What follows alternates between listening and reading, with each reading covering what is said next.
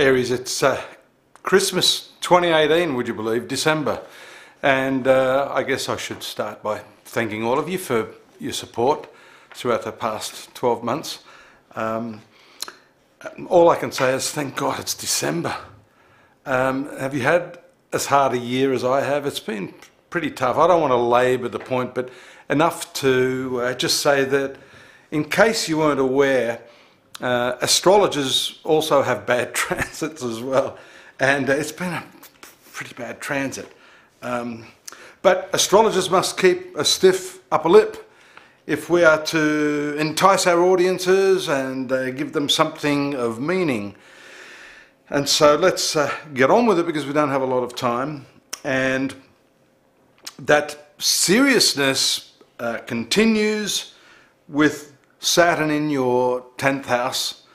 That, as I keep saying, month by month, is going to be a feature of your horoscope for some time to come. But there is a little bit of relief. Thank God, you say. And that's because of the strengthening position of Jupiter. Although you've just had what we call combustion.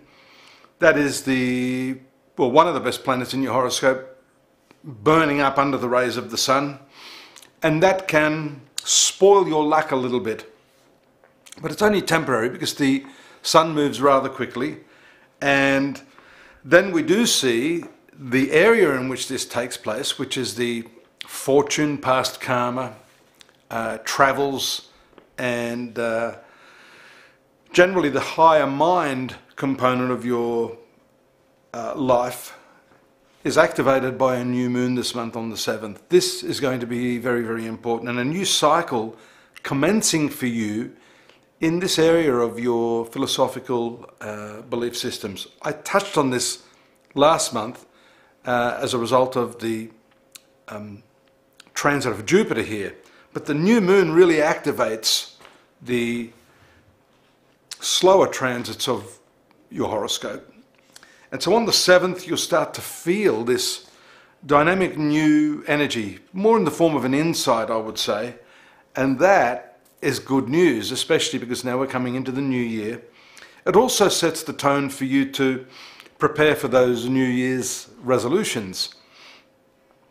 And they will be significant, because I think for you, those resolutions may have more to do with just cleaning up everything now in December and working on the within, that part of your self, which is the internal component. I call it interior design, because what's happening within yourself is really going to determine what is reflected on the outside. And so that's the work for you this month. And we see also that your ruling planet Mars is in the 12th house. That 12th house is a house of sanctuary, really. It is also a very, very spiritual house. The 4th, the 8th, and the 9th and 12th houses have a lot to do with this push to understand your psychological nature, to gain a deeper insight into, what the hell is it all about? What's my purpose here? And so that new moon is very, very powerful. And then the other end of that is the full moon, which takes place in that 4th house. I've just mentioned that 4th house. Again, another spiritual house. And so while your ruling planet's in the 12th house, also very near Neptune, it's coming into that conjunction, that can confuse the issue. It can cloud issues during this period. So you have to be careful to, outline your thoughts on paper, preferably, because sometimes all of those thoughts become overwhelming and it's difficult to make decisions.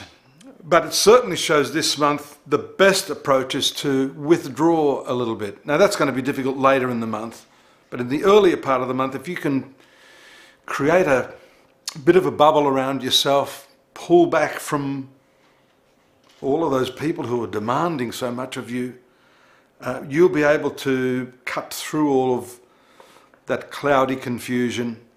And so you'll have that opportunity on the 1st the new moon, and then the powerful full moon taking place in the 4th house. Now that's interesting because that takes place a couple of days before Christmas, just in the nick of time for, you know, your Christmas dinners, getting together with your family. The 4th house is your family.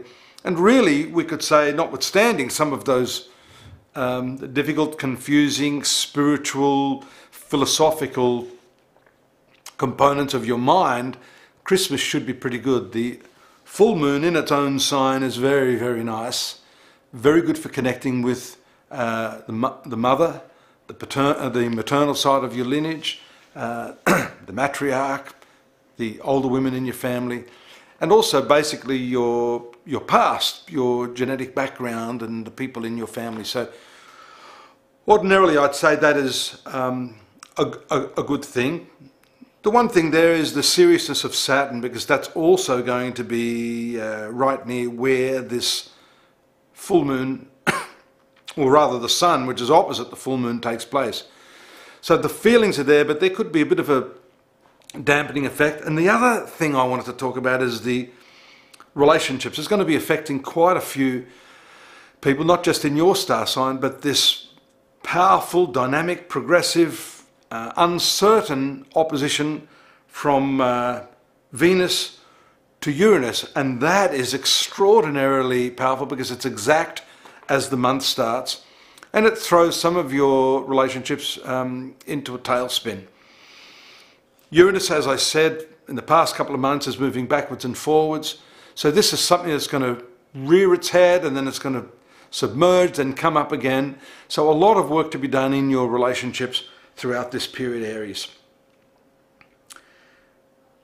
Work on that, you know, the spiritual sanctuary, the meditative, the internal psychological unraveling of what are those things within yourself that are holding you back.